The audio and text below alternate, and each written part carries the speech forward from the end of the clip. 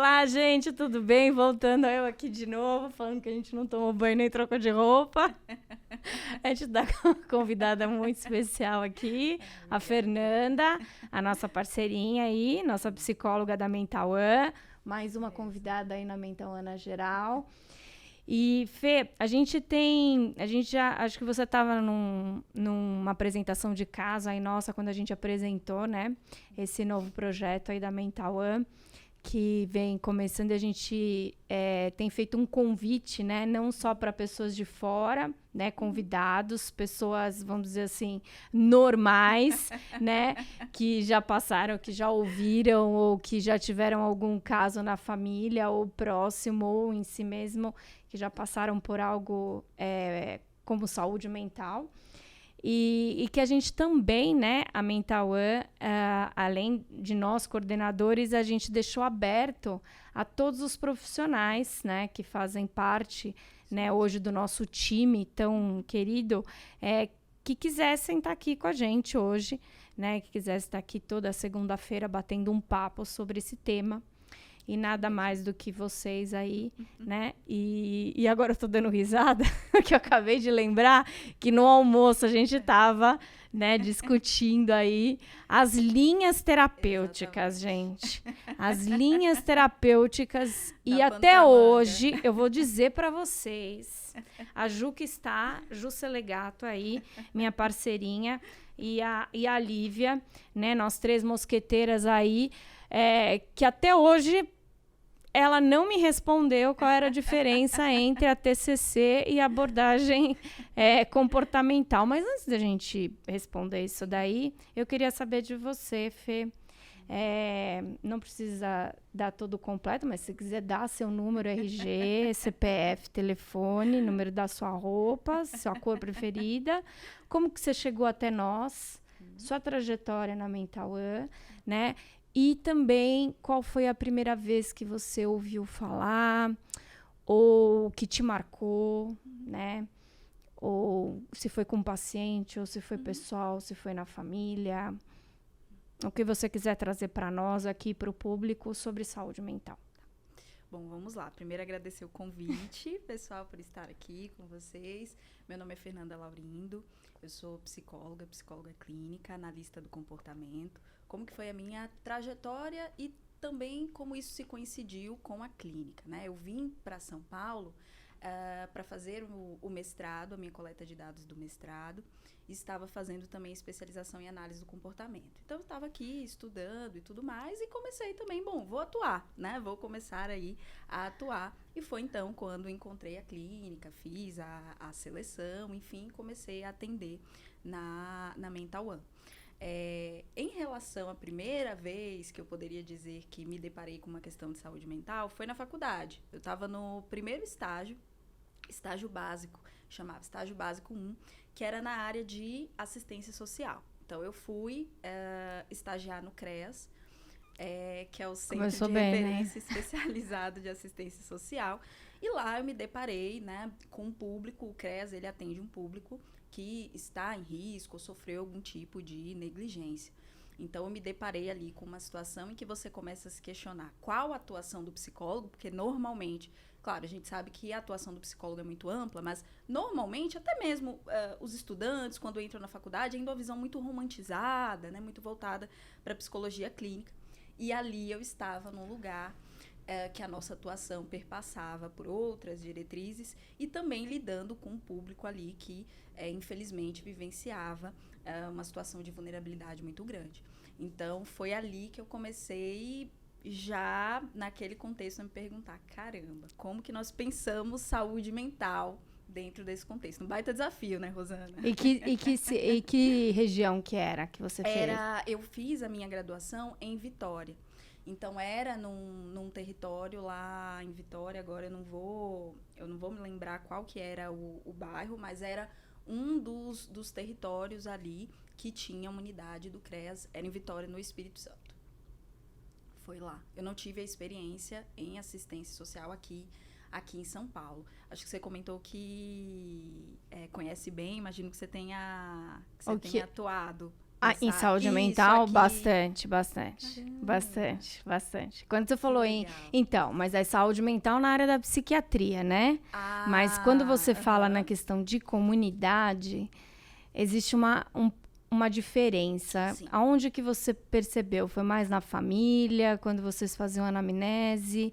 Mas chama atenção também quando você fala dessa questão da psicologia romantizada, né?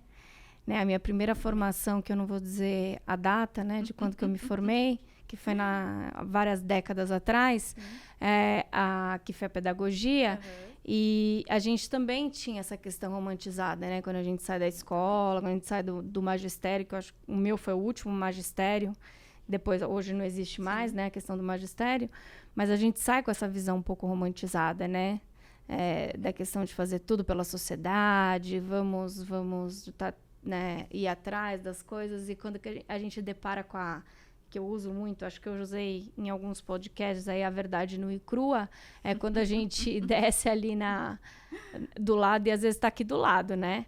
Exatamente. E você acabou vendo isso só na faculdade. Antes disso, você nunca tinha se deparado com nada que você pudesse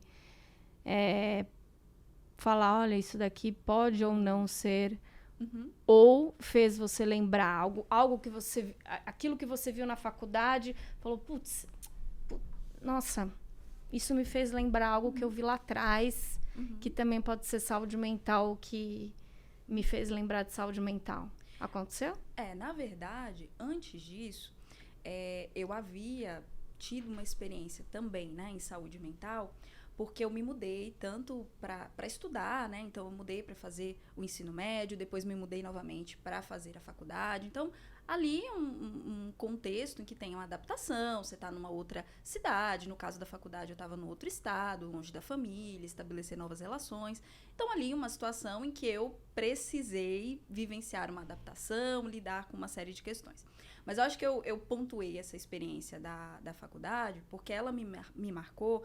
Para além ali da profissão, enquanto estudante, enquanto estagiária, me marcou também pessoalmente. Porque eu estava em contato com uma realidade diferente da minha, né?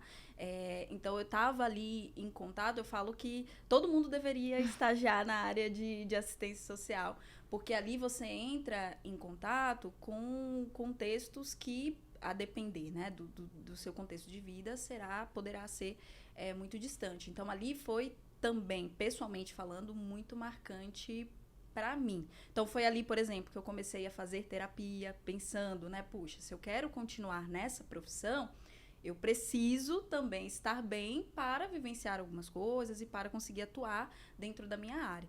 Então, eu lembro, né, um dia específico em que eu saí do estágio chorando, por conta de uma situação que tinha vivido lá, acompanhando um caso, uma situação muito difícil.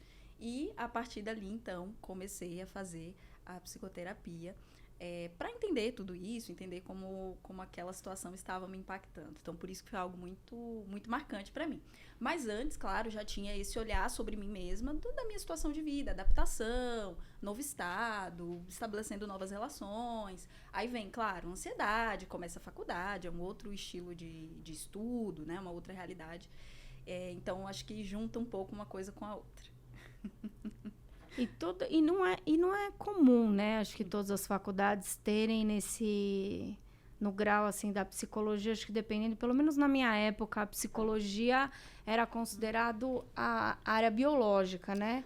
Não sei se hoje ainda em algumas faculdades tá como humanas, biológicas. Pelo menos no Mackenzie, ela era biológicas. Sim, mas há uma variação, Rosana. Assim, algumas como a área da saúde, outras como humanas. Na faculdade que eu cursei, que foi a Federal do Espírito Santo, eles têm como da área de humanas. Aí, claro, fica um pouco aquela confusão, vamos colocar entre aspas, porque nós fazíamos também disciplinas no campus que era da área da saúde. Então, a gente ficava lá e cá, a gente brincava, né? Não somos nenhum ou nem outro, somos os dois, né? Mas, oficialmente falando, o curso de psicologia estava dentro do centro dos cursos, né, de ciências humanas. Mas pode variar mesmo. Quando você fala de lá e nem cá, acho que a gente pode puxar um pouquinho da primeira parte, né? Que a gente estava até falando, que a gente estava conversando um pouquinho sobre escolhas, né? né? Então, acredito que você teve um porquê escolher aí a psicologia, né? E quando você também fala de lá e cá, né? Então, assim, a gente é um pouco de humanas, a gente é um pouco de biológicas. Aí, quando a gente vai para a linha da psicologia, a gente é um pouco comportamento, a gente é um pouco emoção, a gente é um pouco razão, um pouco emoção. Então, o que vem primeiro, né? Então, aí a gente estava até, né, indo lá atrás, como é que ficam as nossas decisões. Então, assim, aonde a gente toma as nossas decisões até chegar nessa questão, né, do assunto da saúde mental. E aí, se a gente pudesse juntar esses dois assuntos, o que você teria para trazer um pouco para a gente, né? Acho que desde da sua escolha de carreira, né, da sua trajetória como psicóloga, da escolha da abordagem, da sua abordagem, né, do que você traz aí de bagagem. Então, como que a psicologia chegou para mim, né? Eu sempre, primeiro, começou como um exercício de autoobservação, eu diria. Porque, veja, eu sempre me vi muito interessada pelo outro. Então, o que eu chamo desse interesse pelo outro? Por exemplo, quando eu estava conversando, até mesmo com amigas, com colegas, enfim, com qualquer que seja a pessoa, sempre me vi muito interessada pelo outro, de querer estar disponível para o que o outro teria a me falar, né? E essa interação com o outro. E eu sempre me sentia muito, muito bem nessas situações de conversa e tudo mais. E eu tinha essa curiosidade naquele momento pelo outro, mas não uma curiosidade no sentido de fofoca, né? Mas uma curiosidade no sentido de estar ali disponível para o outro, sobretudo em situações sociais. E aí, claro que vem um pouco aquela fala, né? Um outro, você parece psicóloga, você leva jeito, né? Ou, nossa, eu converso com você e eu tô aqui contando algumas coisas que eu sem nem perceber, né? Tinha um pouco essas falas. Nem perceber, você soube de tudo da minha vida. Exatamente. Algumas situações até ficava um pouco constrangida, porque você via que a pessoa tava ali se vulnerabilizando, né? Contando coisas delicadas, e numa situação que, a princípio, não era para isso, né? E, coincidentemente, a minha mãe, ela é pedagoga, ela fez pedagogia, mas ela sempre teve a vontade de fazer psicologia. Então, em casa também, eu estava muito em contato com esse universo. Então, decidi pela psicologia. Nesse momento, aí novamente eu comento, né, a visão romantizada. Nesse momento eu tinha a ideia, né, que a atuação do psicólogo era, de fato, a atuação clínica, e a gente sabe que não, a atuação do psicólogo é muito vasta. Então, entrei na psicologia com esse intuito, mas nunca deixei a ideia da psicologia clínica. Então, mesmo na faculdade, entendendo já que a atuação do psicólogo era muito vasta, ainda assim permaneceu a vontade da psicologia clínica. Uma outra vontade que surgiu foi a área acadêmica, a área de pesquisa em psicologia, que também segui. Mas, enfim, continuei na área da psicologia. Chegou ao mestrado, né? Cheguei ao mestrado, exatamente. Então, na época da graduação, fiz a iniciação científica, que chama, né? Que é ali a atividade de pesquisa quando você ainda é estudante. E depois segui para o mestrado. Então, foram essas duas áreas. Uma já desde antes já me cativava, mas que na graduação continuou, e depois a área de pesquisa. Mas eu sempre me observei dessa maneira. Essa curiosidade pelo outro, essa disponibilidade de estar no encontro com o outro. Isso é interessante. Eu me observava assim. De estar em encontro com o outro. Como que é isso? Por exemplo, quando você conversa com uma pessoa, tende a ser algo trivial, né? Não pensamos muito sobre isso, né? Sobre aquilo, enfim. Ou tende a ser algo corriqueiro e tudo mais. Mas de gostar de ouvir a outra pessoa, de estar ali. Claro que a atuação em psicologia clínica não é apenas isso, né? Eu tô aqui pegando o que me despertou, né? Talvez eu tenha um interesse para isso. É claro que a atuação em psicologia clínica é muito mais ampla do que isso. Mas o que me despertou foi esse gostar desse interesse pelo outro, de estar em contato com outra pessoa, de perguntar, de querer saber, de ter ali uma visão mais, como eu poderia dizer, talvez mais acolhedora, né? Ou não tinha um pouco para mim, essa pessoa, sei lá, tá me alugando, né? Não, de gostar do tempo passar e não perceber. Então, essa foi uma percepção que eu tive. Falei, caramba, talvez eu teria que trabalhar em algo, né, que me coloque em contato com outras pessoas. Naquele momento, acho que essa era a percepção. Né? Eu queria trabalhar com gente, né, com contato com outras pessoas. E aí, nessa gama, quais eram as possibilidades? Uma delas... Era a psicologia.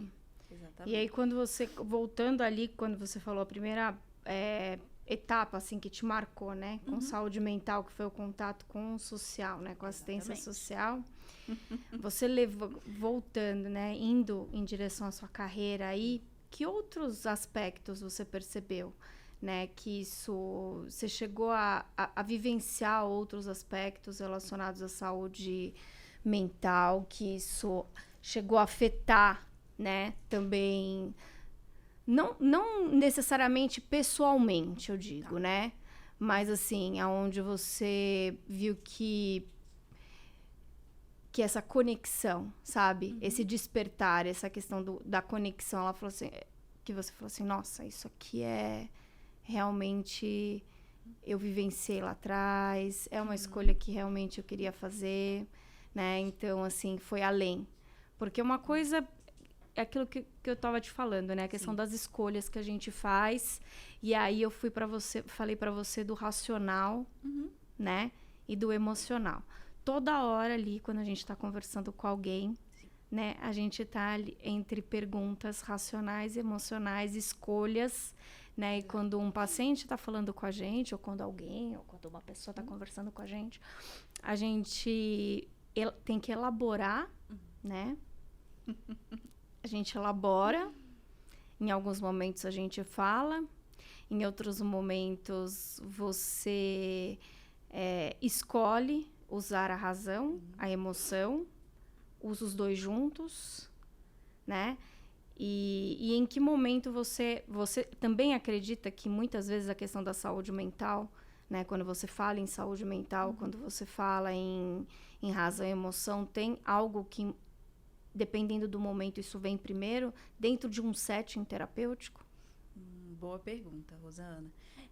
Veja, ali, dentro do setting terapêutico, nós estamos fazendo uma escuta ativa, né? Então, não é uma escuta deliberada, como se você estivesse conversando com, enfim, um amigo, um colega. Então, você está ali fazendo uma escuta ativa e, como eu poderia dizer, analisando aquelas falas, né, dentro do caso daquele paciente. Então, nesse sentido, quando você fala, né, de razão e emoção, acho que tem um lado da razão de você ter uma formulação de caso respaldada, técnica, que em alguns momentos irá também demandar intervenções técnicas, aí vem, acho que a parte da razão, né, de alguns protocolos, mas acho que também vem a parte da emoção no sentido de entender o impacto daquelas falas sobre você, terapeuta, e também a sensibilidade em perceber o que o seu paciente precisa naquele momento.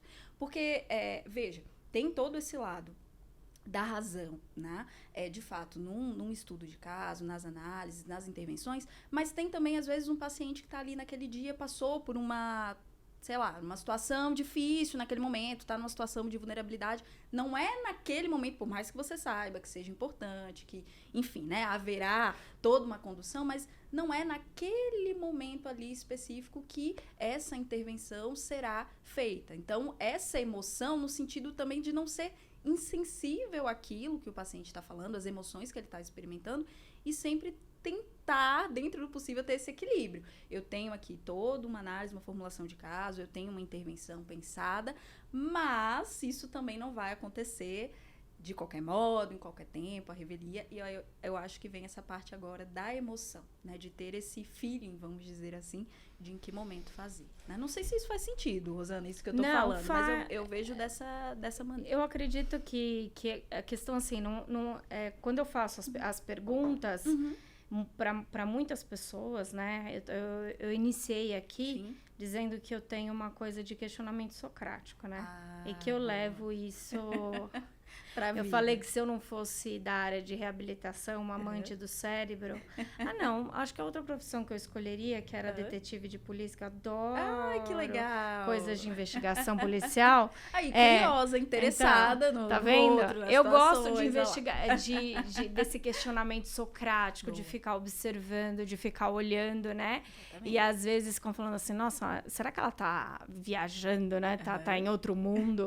Não, na verdade, eu tô observando, né? E não é uma análise que...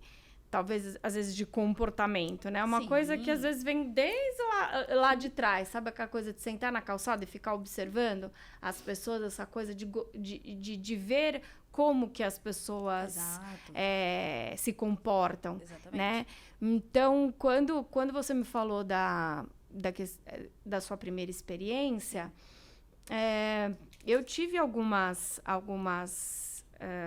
realidades, né, que acho que a gente afeta, né, esses insights, né, os insights, essas realidades, né, que confrontam, né, eu nunca tive uma coisa assim, de ir em lugares e falar assim, nossa, como essa realidade é totalmente diferente da minha, né, então, assim, eu entrava em diferentes casas, famílias, independente da classe social, né, então... O bairro hoje, por exemplo, o bairro que eu nasci hoje e eu vivo até hoje, ninguém acredita que era um bairro, por exemplo, que era que nem o Morumbi, sabe? Como que é o Morumbi? Sim. Então, do mesmo lado que você vê uma casa, você vê a favela ali do lado, né? Exato. Então, no Campo Belo também, hoje você vê alguns pedaços, mas antigamente era... né? Então, assim, a gente andava e brincava, né? Que era outra coisa, né? Então, a gente brincava ali, convivia e brincava ali na rua. Então, só que era até uma certa idade. Aí, passou daquela idade, você começava a ficar mais adolescente, né? Então, meu pai era mais regrado. Então, você passou ali dos 10, 11, 12 anos, ficava mais mocinha. Então, ele já pedia para ir para casa. Então, só podia estar onde tinha menina, não podia estar junto com os meninos, né? Mas, então, você fazia coisas onde outras crianças que hoje em dia não fazem. Exato. Né? Então, Exatamente. é bem uma coisa que a gente estava conversando anterior a essa entrevista gostosa aqui que a gente está tendo, né? Que hoje está muito diferente. Com certeza. Né? Então, assim, a juventude e as crianças hoje estão muito diferentes, né? Então, eu às vezes olho, né, para algumas crianças, ou principalmente para profissionais que trabalham com crianças, que é onde a gente começa. Exato. Né? É onde a gente começa. Eu comecei com criança, né? E hoje eu tô na outra ponta, né? Eu tô nos idosos, né? Eu trabalho hoje também com crianças, mas eu tô nos idosos. Mas a gente vê muito choque de realidade, né? Então, que antigamente a gente não via tanto, né? Eu acho que existia, não sei se você concorda comigo, mas acho que como você também saiu de casa, foi vivenciando, foi tendo... Mas existe uma relação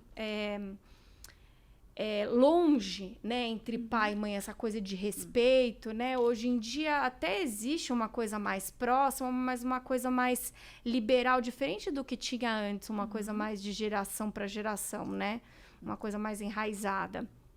E aí, quando eu falo que quando eu entrava nesses lugares e eu via as pessoas sentavam na mesa para comer, né? E isso eu acho uma diferença tão grande, né? Você sentar na mesa para comer, para almoçar, né? Então, assim, nas comunidades, né? Não sei se você percebia isso quando você ia fazer os trabalhos nas comunidades. E agora eu tô lembrando que o Gabriel falou que às vezes eu falo, mas por que eu tô dizendo tudo isso, né? Até porque assim, depois de anos e anos, isso eu tô falando quando eu tinha 10, 11 anos. Então eu entrava nas comunidades, eu via as famílias sentarem. Então, a gente está falando de comunidade que pode ser uma favela, tá? E também pode ser uma pessoa com menos condição financeira. E na minha casa, as pessoas também sentavam para almoçar. Então, a única diferença que tinha entre um costume, né, que você via ali, gente baseada não só financeiramente, mas de saúde mental ou de coisa que eu poderia ver, era uma diferença financeira ou até educacional. Passaram-se alguns anos, quando eu estava na faculdade, eu participei de um projeto onde eu tinha que ajudar algumas famílias na favela Heliópolis, que hoje quem mora ali na divisa entre São Caetano e Ipiranga conhece, né? Ensinar as famílias a ler a conta de luz, né? Então você vai com aquela coisa sonhadora de pedagoga, né? Olha que lindo, você vai ensinar, você vai ter luz na sua casa e não vai ter mais essa coisa horrorosa de gato, né? E a pessoa olhava e falava assim, que graça isso tem? Se tudo isso daqui que eu tenho é de graça, né? E você via aquela coisa. E aí, quando eu entrava na casa dessas pessoas, eu via coisas que, por exemplo, eu não via em algumas casas de classe média que eu entrava em algumas colegas minhas de sala que trabalhava, por exemplo, trabalhava, estudava como eu, por exemplo, televisão de última geração, né? Mas eu via dentro dessas casas que eles tinham tudo, mas continuavam aquele que eu via quando eu era criança, que era sentar na mesa, né? Que você está falando para mim. Eu não sei se isso é importante para você, mas para mim é uma coisa fundamental para a família, né? Então, assim, eu tô falando que se passaram 15 anos, 10 anos depois, e eu continuei vendo dentro da comunidade, dentro da favela, as pessoas sentando e comendo, independente de ter ou não a comida, a coisa, de ter aquela condição financeira, né? Entrando no tema saúde mental, mas eles estavam sentados na mesa comendo no horário do almoço. Né? Então, aquilo para mim chamava atenção. Então, tem coisas que as pessoas escolhem ter e não ter. E, às vezes, muitas vezes fazem parte do material, né? Da questão financeira, e, às vezes, faz parte de valores, né? Então, assim, que é onde a gente fala da questão do equilíbrio. E hoje eu vejo muito que é entre o ter e o ser, né? E a gente terminou até o primeiro bloco aqui dizendo assim, que até a doutora Aline falou assim, você não sabe com quem que você está falando, né? Quem eu sou, né? Então, assim, essa questão assim, o que será que a gente quer ser hoje, né? Então, assim, essa questão da saúde mental, eu acho que as pessoas estão evoluindo, né? Eu acho que a gente está numa época, talvez, que está muito mais difícil a gente olhar para dentro. Eu não sei você, né? Como psicólogo, o que você tem visto hoje, né? Não sei até, né, quanto tempo, Gabi, que a gente tem aí, mas eu que estava dentro de hospital, por exemplo, e gosto muito dessa área, né? Eu acho que a gente mexe muito com a nossa saúde mental, mas é uma área que eu amo muito. Eu acho que eu na outra vida eu devia trabalhar no hospital. Então, dessa coisa dos cuidados paliativos, de me conectar com o outro, de estar... Então, você está ali... E eu acho que a pandemia trouxe muitos ensinamentos para nós, né? Que é o olhar para dentro, né?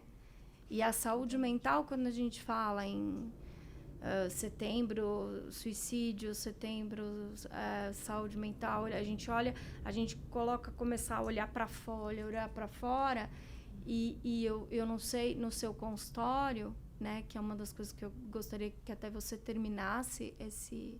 Né? Eu não sei como que está o nosso tempo, mas que você terminasse, falasse, mas eu venho percebendo muito até dos pacientes, que eu que trabalho na reabilitação, as pessoas estão começando a olhar muito para dentro, que eu acho que isso é muito valioso.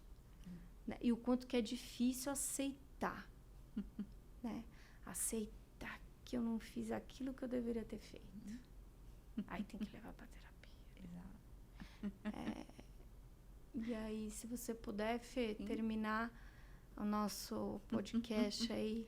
Mas é muito interessante, Rosana, isso que você está falando, no sentido de valorizar esse autoconhecimento, essa autopercepção sobre si mesmo, dos seus pensamentos, daquilo que você sente, de como você se comporta.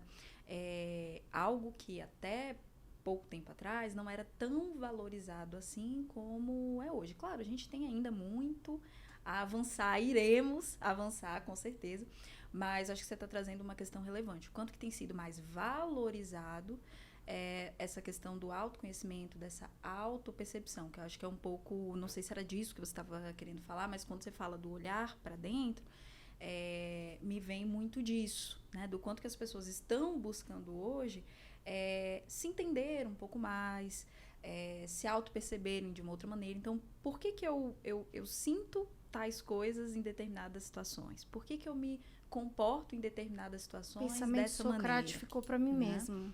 Exato. Então, é bem interessante e bem valioso que isso esteja sendo valorizado hoje. Espero que a gente avance muito mais.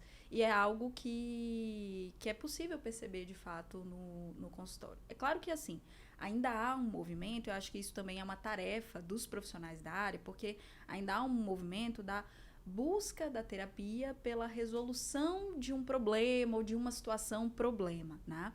E não que a terapia não possa ser um espaço para isso, claro, mas que a terapia também seja vista de uma maneira mais ampla e não apenas naqueles momentos em que a situação já está mais delicada, já está transbordando. Então, veja, eu torço, né, para que daqui para frente a valorização seja ainda mais essa que você está comentando, de olhar para dentro, de se autoconhecer, dessa autopercepção, mas que ela aconteça, vamos dizer assim, numa movimentação antecipatória, né? Não quando já estamos ali numa situação mais delicada, por mais que, claro, a terapia possa e vá atuar também nisso, né? Mas que a gente vá ampliando. Como qualidade de vida. Como qualidade de vida, como promoção aí de bem-estar, como favorecer aquilo que já está indo bem, né? Também. Então, vamos falar daquilo que está indo bem.